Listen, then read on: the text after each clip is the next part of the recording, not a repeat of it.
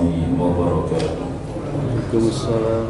Alhamdulillahilladzi arsala rasulahu bil huda wa dinil haqq liyudhhirahu 'ala ad-dini kullih wa kafaa billahi shahida. Asyhadu an la ilaha illallah wahdahu la syarika lah wa asyhadu anna Muhammadan abduhu wa rasuluhu la nabiyya ba'dah. Allahumma shalli wa sallim wa barik ala Muhammad wa ala alihi wa sahbihi wa man tabi'ahum bi ihsanin ila yaumil qiyamah, amma ba'du. Bapak-bapak, ibu-ibu, jemaah salat zuhur yang mudah-mudahan senantiasa dirahmati oleh Allah Ta'ala. Alhamdulillah, pada siang hari ini kita masih dapat melaksanakan salah satu kewajiban kita, yaitu salat zuhur berjamaah. Kemudian kita lanjutkan dengan kajian yang berkaitan dengan fikih ibadah. Kita selalu berdoa agar Allah Ta'ala senantiasa memberikan kepada kita kesehatan dan keselamatan. Dan bila ada saudara-saudara kita yang sakit, semoga diberikan kesembuhan oleh Allah Ta'ala.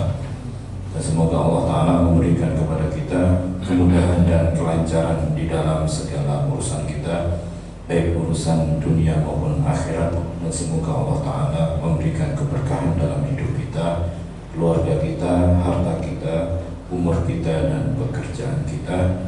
Dan semoga Allah selalu mengampuni dosa dan kesalahan kita, kedua orang tua kita, guru-guru kita, keluarga kita, dan kaum muslimin secara umumnya. Dan semoga kita diberikan keistiqomahan di atas tauhid, istiqomah di atas Al-Quran dan Sunnah Rasulullah SAW, istiqomah dalam ibadah dan di dalam ketaatan dan di dalam menuntut ilmu syar'i, sehingga kelak kita dapat bertemu dengan Allah Ta'ala dalam keadaan husnul khatimah.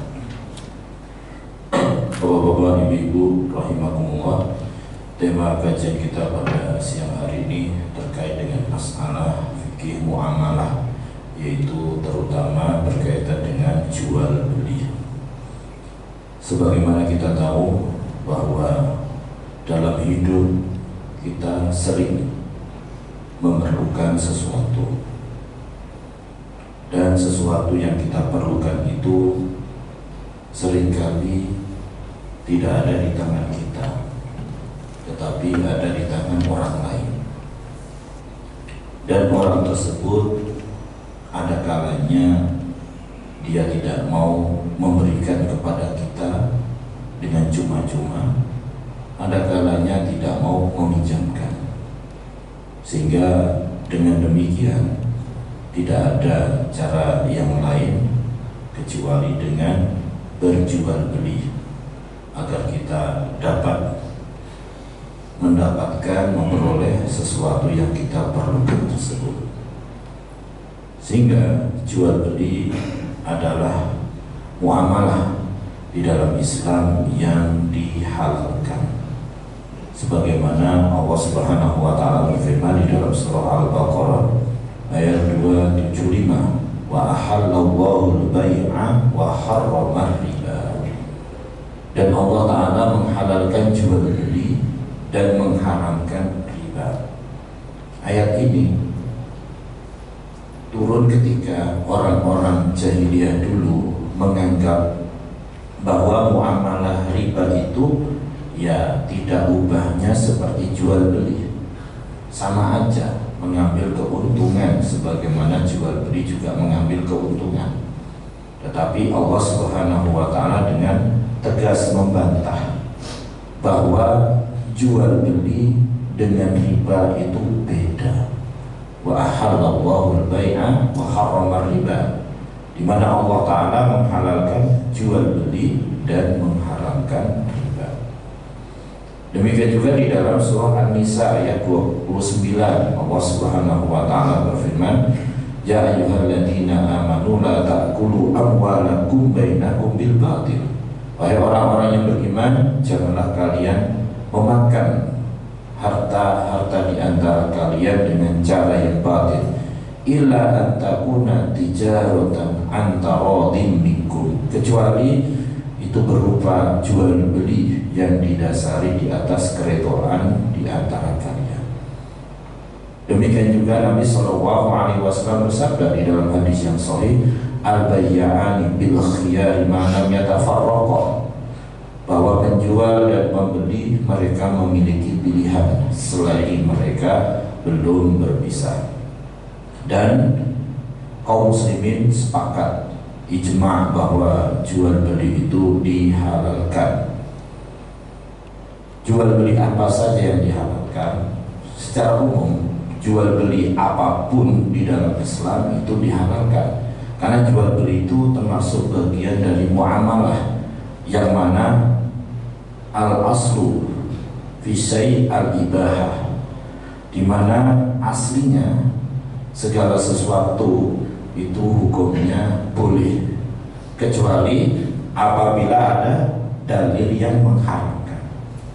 Jadi ketika tidak ada dalil yang mengharamkan satu bentuk jual beli khusus atau tertentu, maka hukumnya kembali kepada asalnya, yaitu halal.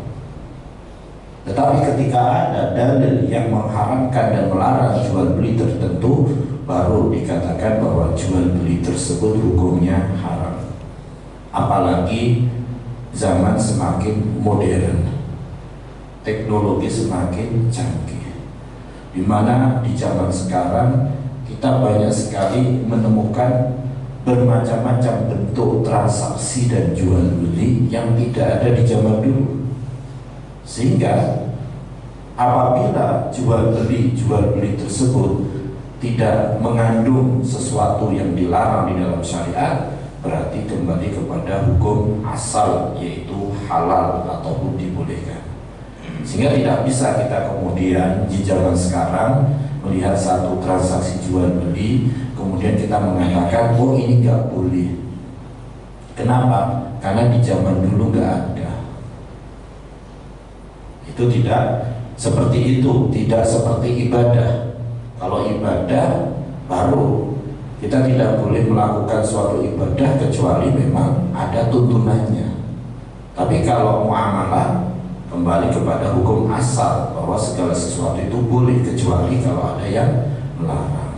Sehingga apabila ada suatu bentuk jual beli atau transaksi tertentu, maka kita mengatakan selagi tidak ada larangannya maka boleh. Jadi bukan selagi tidak ada perintahnya maka kita tidak melakukan itu, bukan. Tapi selagi tidak ada larangannya maka kita boleh berjual beli dengan jual beli semacam itu, asalkan ada kerelaan di antara penjual dan pembeli. Adapun jenis-jenis jual beli yang diharamkan di dalam syariat Islam itu terkadang pertama mengandung unsur gharar, yaitu ketidakpastian atau penipuan atau ketidakjelasan. Nah, itu salah satu bentuk jual beli yang diharamkan di dalam Islam. Yang mana gharar itu, ketidakjelasan, ketidakpastian itu bisa ada pada barang yang dijual, bisa juga pada harganya, bisa juga karena kesulitan untuk menyerahkannya. Jadi ketidakjelasan atau ketidakpastian dalam hal-hal tersebut menyebabkan jual beli itu dilarang di dalam Islam, yaitu ketika mengandung unsur gharar. Nah, kenapa diharamkan di dalam Islam jual beli yang mengandung unsur gharar, ketidakjelasan? Karena nanti akan menimbulkan perselisihan, menimbulkan pertikaian. Ya, salah satu penjualnya mengatakan saya jual dengan sekian, pembeli bilang enggak, kemarin enggak segitu, ya. Atau kemudian pembelinya mengatakan kenapa kok yang dijual beda sama yang dinampakkan di foto. Jadi terjadi perselisihan karena tidak ada kepastian atau kejelasan, sehingga di situ nanti tidak ada keredoan antara penjual maupun pembeli. Ada dalil yang mengharamkan jual beli yang mengandung unsur gharar, yaitu ketidakpastian. di mana Nabi Shallallahu Alaihi Wasallam bersabda di dalam hadis riwayat Imam Muslim.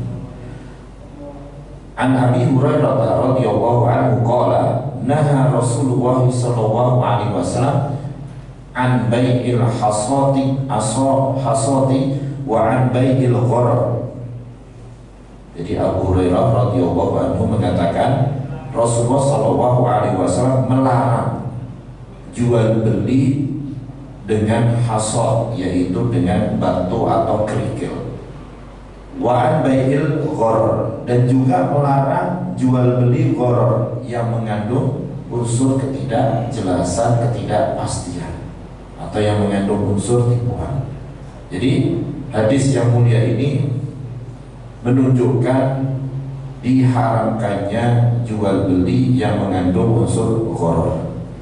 Dan jual beli yang mengandung unsur gharar itu banyak sekali macamnya, banyak sekali jenisnya.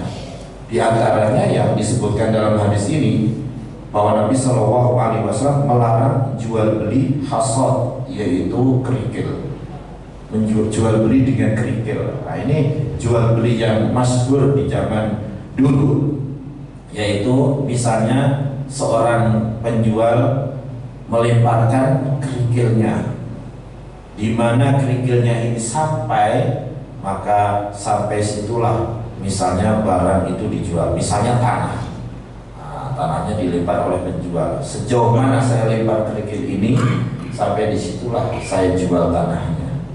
Berarti tidak ada kejelasan dalam ukuran tanahnya. Atau misalnya ada beberapa pakaian yang dijajar, terus nanti penjual lempar kerikilnya.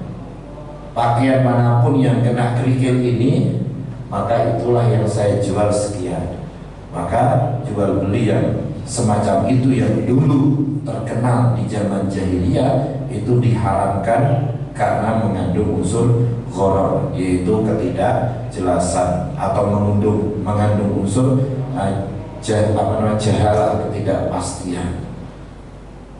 Demikian juga yang termasuk jual beli gharar yang diharamkan di dalam Islam adalah bai'ul mulamasah wal munabadzah.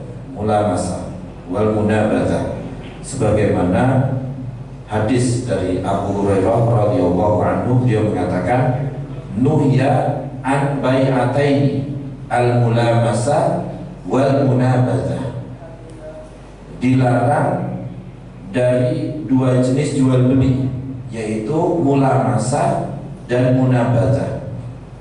Apa itu mulamasah?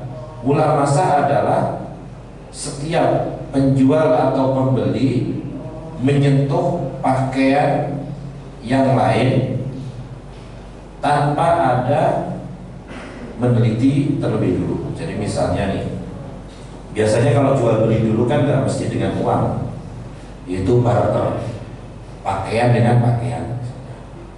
Jadi ketika penjual menyentuh pakaian pembeli menyentuh pakaian penjual, masing-masing sudah menyentuh, maka disitulah jual beli dilaksanakan. Nah, itu seperti itu mulamasah diharamkan. Kenapa demikian? Karena penjual atau pembeli masing-masing tidak meneliti pakaian yang dibeli, apakah pakaiannya bagus ataupun rusak, ya, dan bahannya dari apa. Di situ nanti menimbulkan unsur ketidakjelasan atau bisa menimbulkan unsur penipuan. Demikian juga al-munabadzah. Nah, munabadzah ini hampir mirip dengan jual beli dengan kerikil tadi. Cuman bedanya yang dilempar ini misalnya pakaian. Ya, penjual melempar kepada pembeli, yaitu mana saja pakaian yang dilempar kepada orang itu, maka itulah yang harus dibeli tanpa melihat pembeli itu pakaiannya seperti apa, ya, pakaiannya dari apa, apakah bagus ataupun rusak. Jadi itu namanya munabadzah. Di zaman dulu terkenal, di zaman jahiliyah, kemudian diharamkan di dalam Islam karena mengandung unsur kejahalatan atau ketidakpastian, jahalah. Termasuk jual beli yang mengandung unsur gharar yang diharamkan itu kalau zaman dulu bai'ul habalil habalah, habalil habalah, sebagaimana dikatakan oleh Ibnu Umar radhiyallahu anhuma. Beliau mengatakan, karena ahlul jahiliyati yatabayya'una luhumal juzur ila habalil habalah. Dulu orang-orang jahiliyah saling berjual beli, yaitu daging onta itu sampai habalil habalah. Sampai habalil habalah itu artinya bisa pembeli akan membeli, yaitu janin yang dikandung oleh unta betina. Jadi ketika unta betinanya melahirkan, itu yang harus dibeli. Ataupun bahkan membeli janin yang dikandung oleh unta yang masih di dalam kandungan induknya. Jadi dua generasi gitu. Itu yang disebut dengan habalil habalah. Atau misalnya membeli daging unta, di mana daging unta itu akan diserahkan atau uangnya akan dibayarkan ketika unta betinanya melahirkan. Di situ diharamkan jual beli habalul habalah. Kenapa? Karena mengandung ketidakpastian, mengandung unsur penipuan, bisa mengandung unsur taruhan. Karena tidak pasti apakah unta yang dilahirkan itu jantan atau betina, ataukah dia sehat atau tidak, selamat atau tidak. Jadi segala bentuk jual beli yang mengandung unsur gharar, yaitu ketidakpastian, itu diharamkan. Akan tetapi di sana ada beberapa bentuk jual beli yang mengandung unsur gharar, itu yang dimaafkan. Kenapa demikian? Yang pertama, karena ghararnya, ketidakpastiannya itu sedikit. Yang kedua, gharar atau ketidakpastian atau ketidakjelasannya itu sulit untuk dihindari. Contoh seperti ini, misalnya ada toilet umum. Setiap kita masuk ke toilet umum, menggunakan toilet umum, bayarnya 2.000. Nah, itu kan bayarnya sama semua, tapi ada sesuatu yang tidak jelas, yaitu apa? Penggunaan airnya. Ada yang menggunakan airnya banyak, ada yang mandi menggunakan airnya banyak, ada yang cuma buang air kecil sedikit, waktunya juga beda-beda. Di situ ada ketidakjelasan dalam penggunaan air. Tetapi hal itu termasuk hal yang tidak bisa dihindari. Maka gharar semacam itu, kata ulama, dimaafkan. Termasuk misalnya kita naik bis kota. Seringkali kita naik bis kota itu bayarnya 3.500 misalnya, jauh dekat. Itu kan terjadi, itu kan mengandung unsur gharar, ketidakjelasan, yaitu pada jaraknya. Ada yang jaraknya dekat bayarnya sama, ada yang jaraknya jauh bayarnya sama, ada yang sedang bayarnya sama. Tapi transaksi semacam itu termasuk yang dimaafkan, karena itu hal yang sulit untuk dihindari. Ada lagi contohnya yang dimaafkan itu seperti misalnya kalau ada restoran itu menerapkan sistem buffet ya. Jadi makan sepuasnya 100.000 misalnya, ya kan? Barang yang dibeli kan mengandung unsur gharar, ketidakjelasan kan? Karena makanan yang dibeli, yang dimakan itu kan gak sama antara satu orang dengan yang lain. Ada yang makannya banyak, ada yang sedang, ada yang sedikit, ya kan? Tapi bayarnya sama 100.000. Jadi ketidakjelasannya itu bukan pada harganya, tetapi pada barangnya yang dibeli. Maka para ulama mengatakan gharar semacam itu masih bisa dimaafkan, karena karena memang tidak terlalu besar gorornya. Karena kita tahu bahwa perbedaan orang yang makan sedikit dengan yang makan banyak itu kan ya nggak terlalu signifikan. Sebanyak-banyaknya makan ya kan, namanya manusia kan, seberapa sih kecuali dia bawa pulang kan. Nah itu hal yang termasuk yang dimaafkan. Termasuk juga misalnya jual beli yang mengandung unsur gharar yang tidak dibolehkan itu, misalnya menjual ikan di dalam air, itu juga mengandung unsur gharar, makanya dilarang. Kenapa demikian? Pertama, karena tidak jelas ikannya wujudnya itu gimana, besar kecilnya bagaimana. Karena bisa saja orang lihat dari atas itu kelihatannya besar, tapi ketika sudah ditangkap kecil misalnya, atau sebaliknya. Demikian juga kalau airnya banyak, air laut misalnya kan, kita kesulitan untuk apa? Untuk menyerahkannya, nangkapnya susah. Maka jual beli ikan di dalam air itu dilarang karena mengandung unsur gharar. Tetapi ada pengecualian, misalnya apabila ikan itu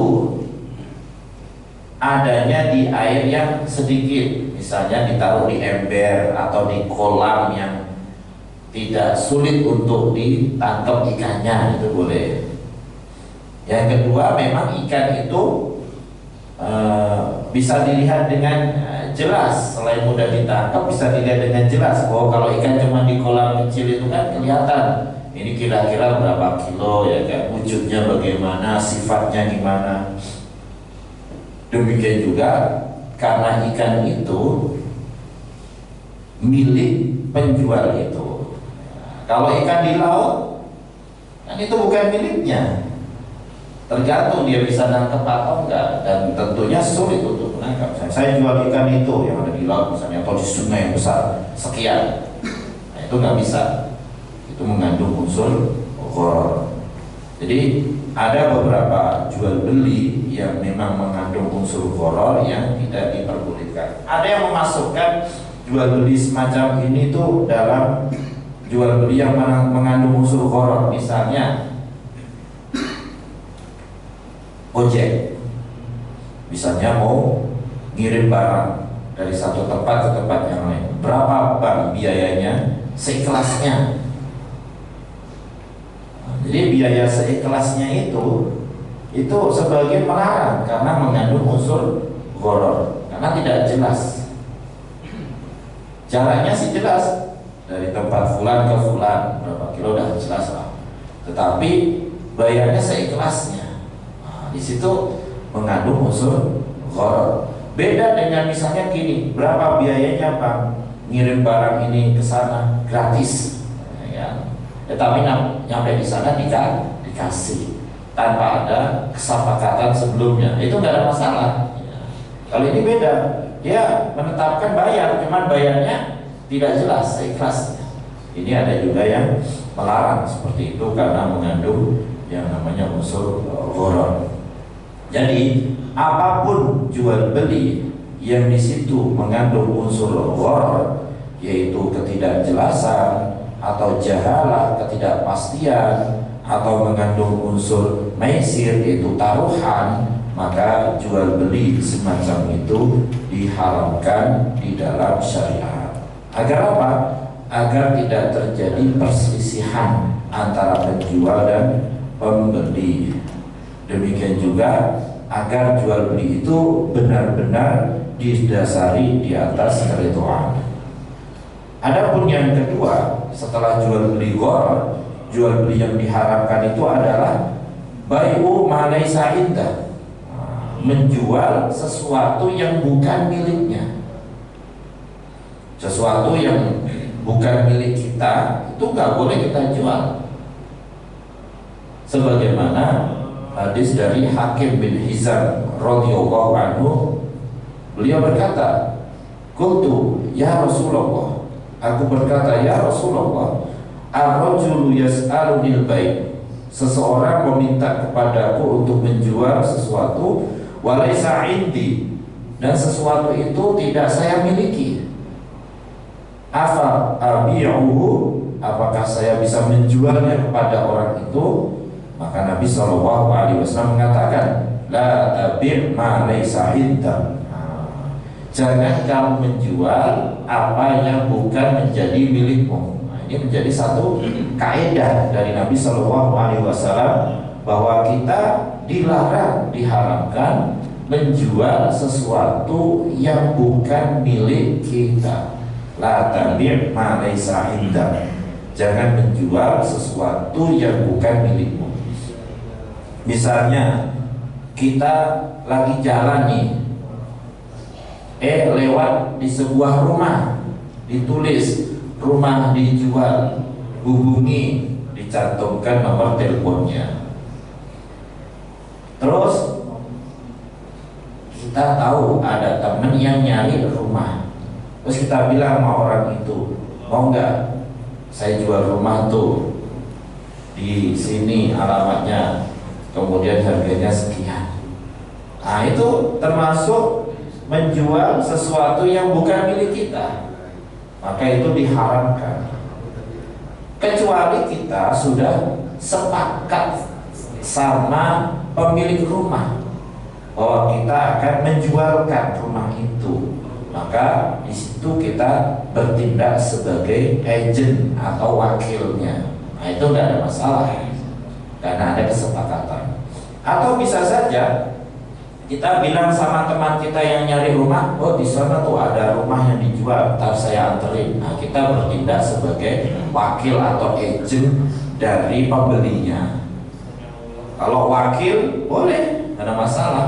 Dan wakil itu bisa ada kalanya wakil dari penjual, ada kalanya dari pembeli, ada kalanya dua-duanya sesuai dengan kesepakatan.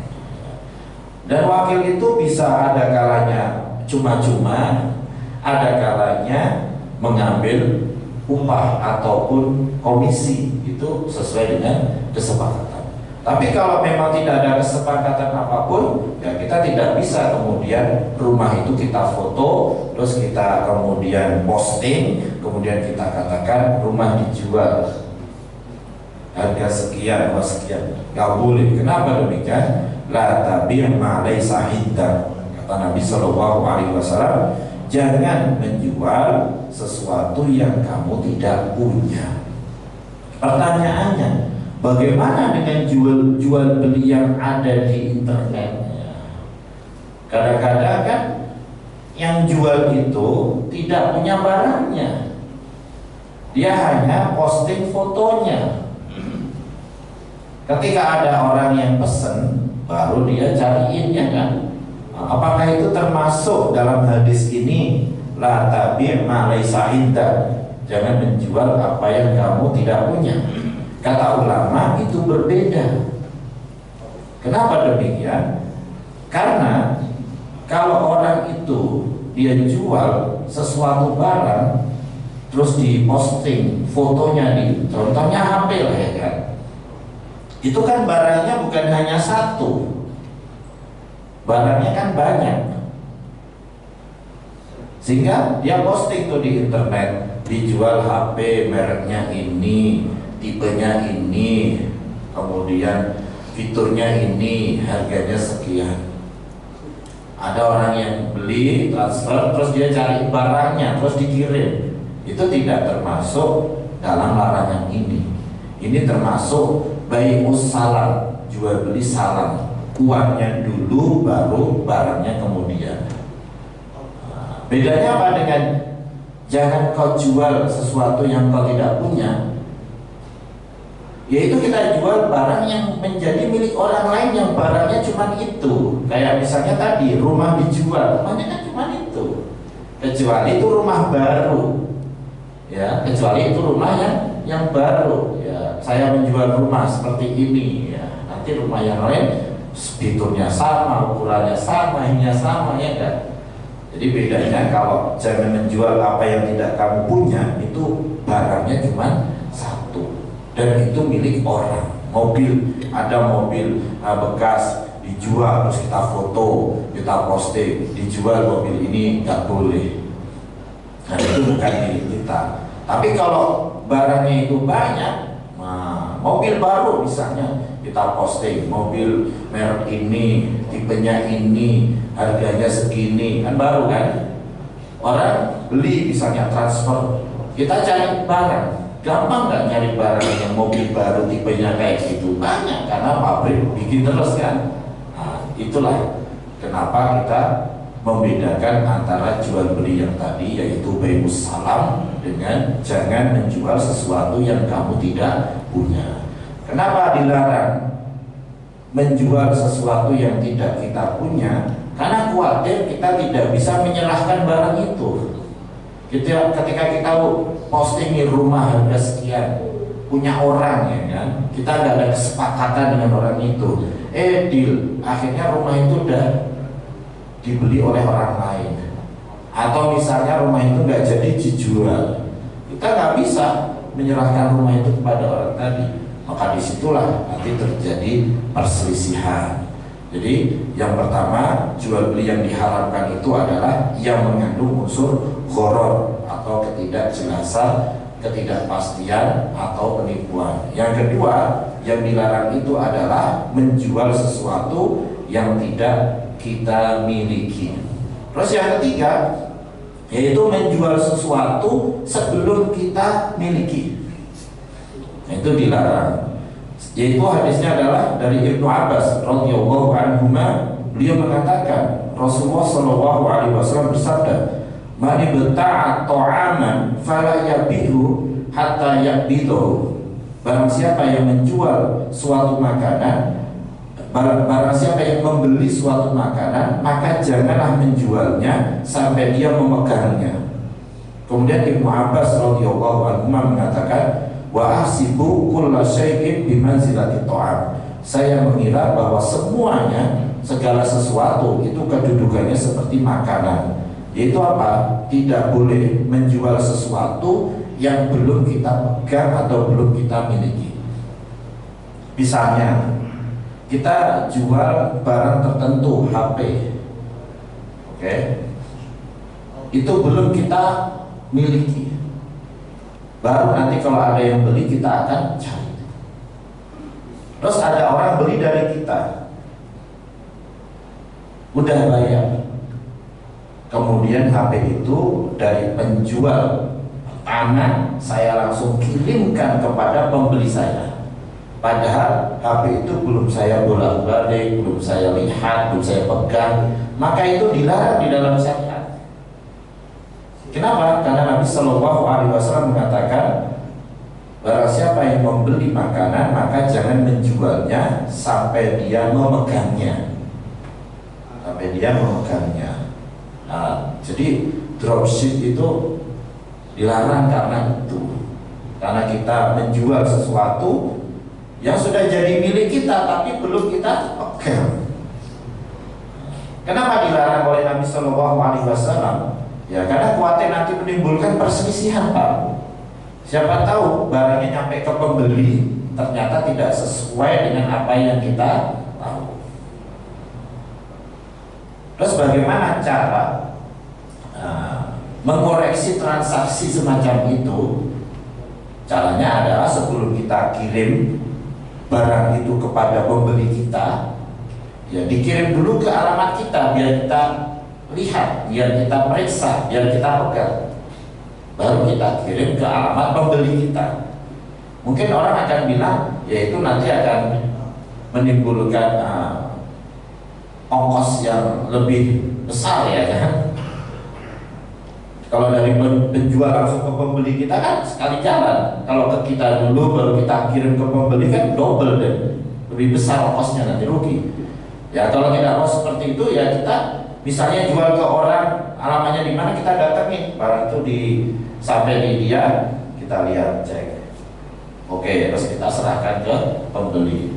Tapi gimana kalau pembelinya itu jauh banget? Ya, mendingan kita stok barang dulu. Kalau misalnya kita jual HP, ya udah kita stok dulu barangnya di rumah. merek ini, tipe ini, ntar ada yang pesen, kita kirim dari kita ke sana, itu lebih aman. Intinya apa? Barang siapa yang membeli sesuatu, janganlah dia menjualnya sampai dia memegangnya atau memilikinya. Itu kata Nabi Shallallahu Alaihi Wasallam. Dan ada lagi, masih berlanjut, jual beli yang diharamkan di dalam Islam. Jadi yang kita pelajari hari ini adalah yang diharamkan itu yang pertama yang mengandung unsur gharar, ketidakjelasan. Yang kedua, menjual sesuatu yang bukan kita miliki. Yang ketiga, menjual sesuatu yang belum kita pegang atau kita lihat. Allahu a'lam bishawab. Monggo kita buka untuk tanya jawab, silakan. Baik, Bapak Ibu jemaah sekalian, setelah kita menyimak kajian hari ini tentang fikih ibadah bab jual beli, dipersilakan pada Bapak Ibu yang mau bertanya atau menambahkan. Silakan. Waalaikumsalam. Jual beli terus ada DP, ada salah satu pihak tidak bisa memenuhi gitu. Nah itu DP itu halal bagi penjual kalau diambil. Yang pertama, yang kedua saya mau ini terkait dengan jual beli online yang emas gitu, saya pernah dengar itu bagaimana? Terima kasih. Jadi berkaitan dengan DP itu kalau di dalam bahasa Arab disebut al-urbun. Apa hukum jual beli urbun? Di situ sebagian ulama melarang. Kenapa demikian? Karena ketika dia sudah memberikan DP, jual belinya batal, maka DP itu dimiliki oleh penjualnya, dan itu termasuk memakan harta orang lain dengan cara yang batil. Karena bisa saja dia kaya dengan DP terus. Misalnya dia jual rumah, DP dulu dong, terus dia cari alasan gimana supaya nggak jadi jual belinya, DP-nya hangus. Terus nanti cari orang yang beli lagi, padahal dia nggak serius jual, cuma nyari DP terus ya kan. Lama-lama dia duitnya banyak gara-gara itu, tapi rumahnya nggak jadi jual. Sering ada yang kayak gitu. Tapi ada sebagian ulama yang membolehkan bai'ul arbun. Kenapa? Karena hadis yang terkait dengan itu dikatakan dhaif ataupun lemah. Jadi boleh, tapi ketentuannya harus jelas di situ. Jadi apabila yang membatalkan adalah penjualnya, maka DP-nya harus dikembalikan utuh. Tapi apabila yang membatalkan pihak pembeli, ya udah, yang namanya penjual boleh meminta haknya. Ya, karena kan penunggu waktu itu juga ada nilainya kan. Misalnya nih saya DP ya, saya mau beli rumah ini ternyata lama banget, nggak jadi dibeli terusan. Itu kan waktu itu adalah uangnya. Jadi kalau nggak dapat haknya sama sekali, rugi yang jual kan. Boleh dia mensyaratkan kalau nggak jadi dibeli oleh pembeli, yang batalin pembeli DP-nya hangus, atau bisa saja penjual nanti kalau saya yang batalin atau kamu yang batalin, uangnya saya balikin utuh, nggak apa-apa juga. Berarti itu atas kerelaan kan penjual. Itu yang sahih bahwa bai'ul arbun itu dibolehkan karena hadisnya lemah. Kemudian berkaitan dengan jual beli emas secara online, emas dan perak. Nah, kalau jual beli online selain emas dan perak nggak ada masalah. Kenapa demikian? Karena uangnya duluan, barangnya kemudian nggak ada masalah. Tapi untuk emas dan perak ini di dalam hadis, ya, apabila terjadi jual beli emas dan perak itu syaratnya yaitu takobut, yaitu ketika itu harus diserah terimakan. Kalau emas dan emas jumlahnya harus sama dan harus diserah terimakan ketika itu, yadan biyadin. Tapi kalau emas dengan perak atau emas dengan uang, umumnya kan gitu kan, itu jumlahnya boleh beda. Ya tentunya pasti beda lah kan. 1 gram emas nanti harganya 2,5 juta ya kan, atau lebih, tergantung kesepakatan. Tapi syaratnya kata Nabi Shallallahu Alaihi Wasallam adalah yadan biyadin, harus kontan. Sehingga tidak boleh nanti online, karena ketika jual beli emas itu secara online itu akan mengakibatkan tidak yadan biyadin, kontan. Uangnya duluan, emasnya baru datang. Itulah Kenapa dilarang?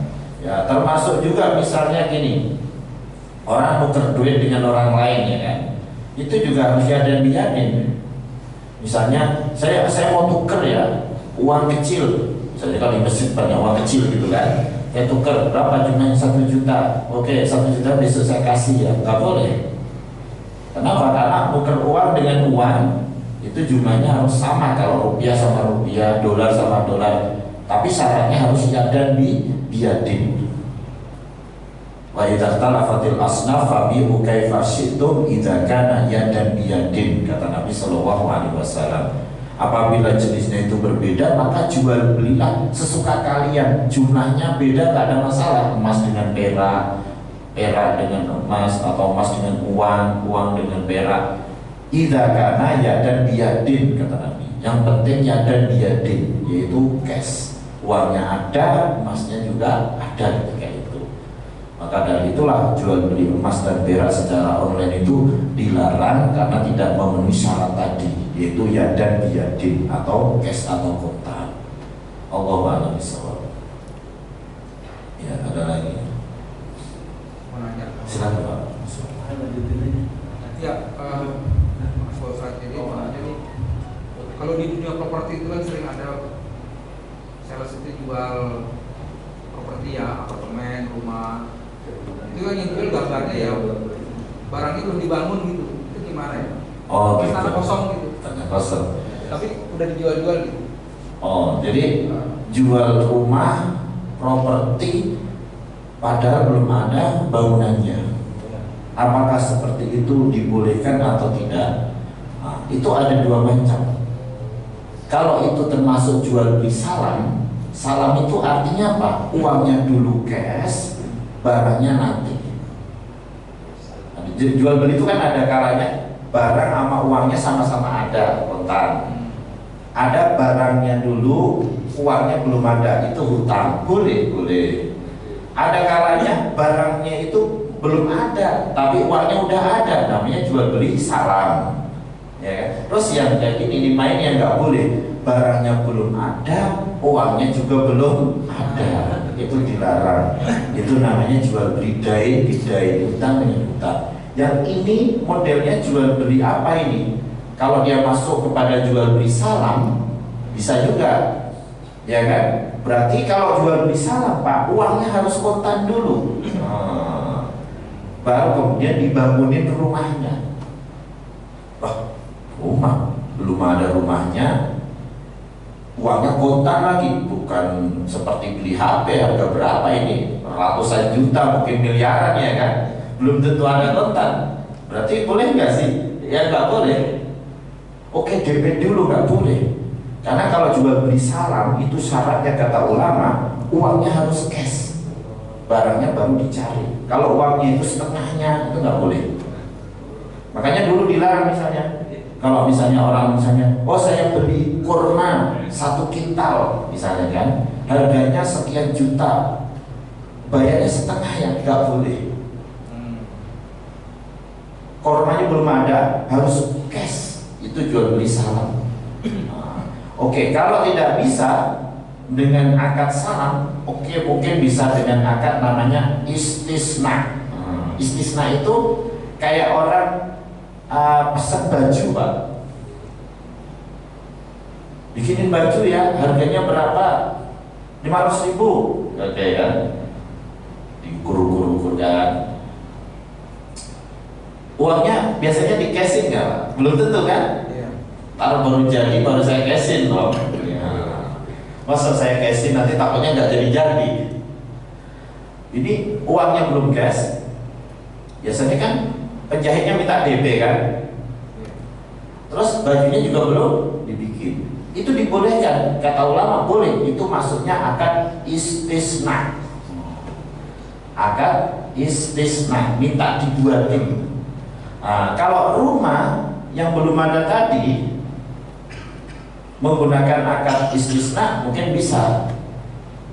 Jadi oke, dibikinin rumah, ukurannya sekian, tempatnya di sini, fiturnya begini, harganya sekian, oke, bayar dulu berapa. Mungkin bisa seperti itu. Atau kalau nggak bisa dengan akad istisna, kalau jual beli serah dan nggak bisa akad istisna bisa mungkin. Kalau nggak bisa, booking istilahnya. Booking dulu. Ketika rumah udah jadi, baru akad.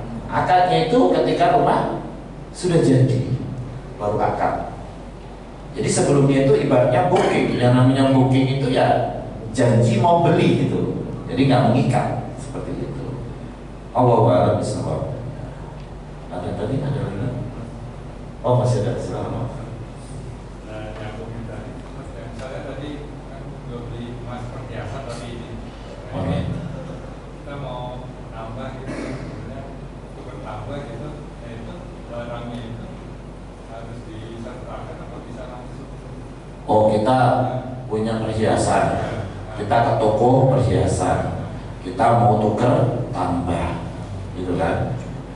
Karena emas dengan emas itu syaratnya jumlahnya harus sama dan kontan ya dan biadin. Berarti kalau langsung tukar tambah nggak boleh. Berarti emas kita itu harus dijual dulu ke dia dengan uang. Setelah dapat uangnya, baru kita beli emas yang baru lagi, walaupun harus nambah uang. Kenapa demikian? Karena dilarangnya jual beli emas dan perak itu, ya, langsung itu dikhawatirkan akan mengandung unsur riba. Beda antara kita beli emas, ya kan, dengan uang. Kalau ini kan tukar tambah itu kan emas dengan emas, perhiasan dengan perhiasan. Bedanya cuma yang satu punya kita lama, yang di toko baru, gitu kan. Itu nggak boleh langsung. Kenapa? Karena bisa mengandung unsur riba. Bisanya sama-sama nih, cincin 5 gram kita tukar dengan cincin 5 gram. Yang punya kita lama, yang di toko baru. Terus kita akan nambah kan?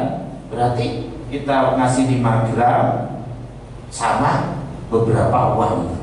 Terus dia ngasih ke kita 5 gram juga. Itu ribanya di situ. Makanya caranya adalah jual dulu cincinnya. Itu dapat uang berapa lah. Setelah itu kita milih cincin yang baru, beli, terserah harganya berapa, walaupun harus nambah.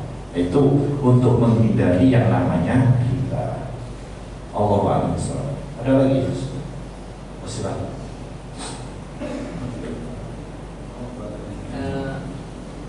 Jual beli terkait anjing dan kucing. Terus bagaimana kalau kita itu memelihara anjing untuk menjaga pertumbuhan yang luas, apa itu diperbolehkan? Baik. Jadi jual beli anjing dan kucing itu dilarang. Karena kita tidak boleh memelihara anjing. Kalau kucing memang ada hadis yang melarang menjual. Tetapi bagaimana kalau anjing itu misalnya bermanfaat untuk menjaga ternak, menjaga perkebunan, dan kita tidak bisa mendapatkan kecuali harus membeli. Nah, tentunya hal seperti itu termasuk yang dilonggarkan, yang diringankan, boleh. Dan itu juga termasuk memiliki anjing yang dibolehkan. Karena di dalam syariat itu yang dibolehkan punya anjing itu untuk jaga tanaman, jaga ternak, ya kan, untuk berburu. Itu 3 itu. Nah, itu tidak akan mengurangi pahala. Tapi kalau orang punya anjing bukan untuk 1 dari 3 tujuan itu, akan mengurangi pahalanya setiap hari 1 kilo. Kalau anjing itu di dalam rumah, selain akan menimbulkan najis, juga malaikat tidak akan masuk ke dalam rumahnya. Di situ ada anjing. Makanya kalau dipelihara untuk jaga ternak itu kan di luar, dan itu tidak termasuk yang mengurangi pahala kita 1 kilo sehari. Allahu a'lam. Ada lagi? Cukup. Baik, kita cukupkan kajian kita sampai di sini. Mudah-mudahan bermanfaat. Kurang dan lebihnya mohon maaf. Soalnya nanti ketemu lagi bulan November ya. Masih membahas tentang jual beli atau buyuk, kita berbuyuk. Kita cukupkan sampai di sini. Allahumma 'allimna ma yanfa'una wanfa'na bima 'allamtana wa zidna ilma. Subhanaka Allahumma wa bihamdika asyhadu an la ilaha illa anta astaghfiruka wa atubu ilaik. Assalamualaikum warahmatullahi wabarakatuh.